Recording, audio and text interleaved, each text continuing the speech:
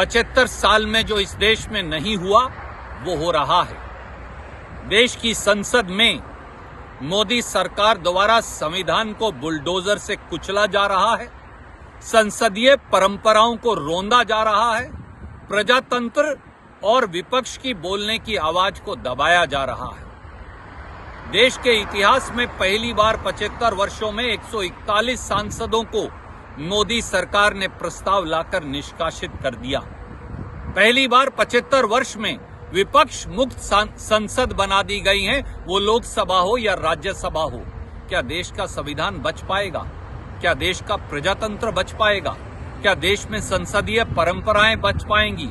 ये सवाल है जो बड़े से बड़े पद पर बैठे लोगों को, पूरी सरकार को, देश के प्रधानमंत्री को, लोकसभा और राज्यसभा के सभापति महोदय को खुद से पूछना पड़ेगा कि विपक्ष अगर होगा ही नहीं, अगर विपक्ष को सरकार निष्कासित कर देगी प्रस्ताव लाकर, तो संसद चलेगी कैसे और संसद के क्या मायने बच पाएंगे। और आज चर्चा हुई किसानों के अपमान की, क्योंकि एक व्यक्ति विशेष ने कुछ कह दिया था।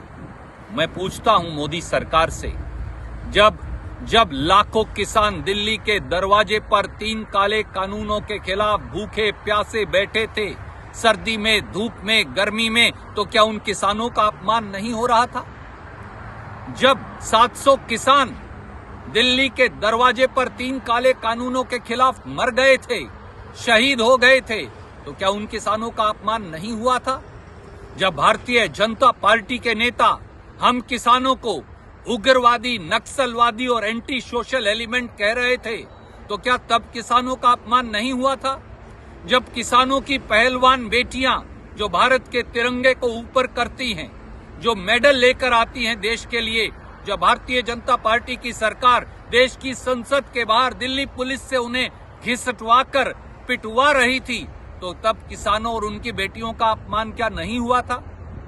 जब देश की सेना में सेवा करने वाले किसान के बेटे, हमारे जवान 1 रैंक 1 पेंशन मांग रहे थे और 14 अगस्त की शाम को उन्हें संसद के बाहर दिल्ली पुलिस द्वारा घिसटवाया गया था, तो तब किसानों का अपमान नहीं हुआ था?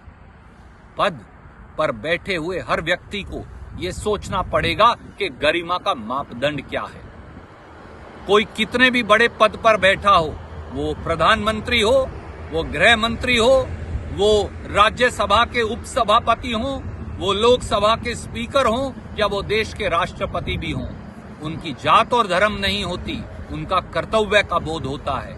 और कर्तव्य का बोध है संविधान की रक्षा करना, कर्तव्य का बोध है संसदीय परिपाटी और गरिमा की रक्षा करना। जब किसान को भारतीय जनता पार्टी की नीतियां मारती हैं, तो आवाज उठाना देश के हर नागरिक का कर्तव्य है। मैं केवल इतना कहूंगा, 141 सांसदों को निकालकर देश की संसद नहीं चल सकती, देश की संसदीय परंपराएं नहीं चल सकती, उनकी परिपाटी का निर्वहन नहीं हो सकता, संविधान के अनुरूप संसद नहीं चल सकती। आज संविधान पर हमला बोला गया है मोदी सरकार द्वारा, आज देश की संसद की शुचिता पर हमला बोला गया है मोदी सरकार द्वारा। आज तानाशाही का आलम यह है कि प्रजातंत्र का दिन दहाड़े गला घोटा जा रहा है। इसलिए हमारा कर्तव्य है संघर्ष करना, हर तरीके से संघर्ष करना, संसद से सड़क तक संघर्ष करना। और जान लें, मोदी सरकार प्रस्ताव पारित करके वो विपक्ष का और इस देश के लोगों के हौसले को कम नहीं कर सकते। हमारा संघर्ष जारी रहेगा, क्योंकि यही संविधान की मांग है, यही प्रजातंत्र की परिपाटी है और यही भारतीयता की पहचान है।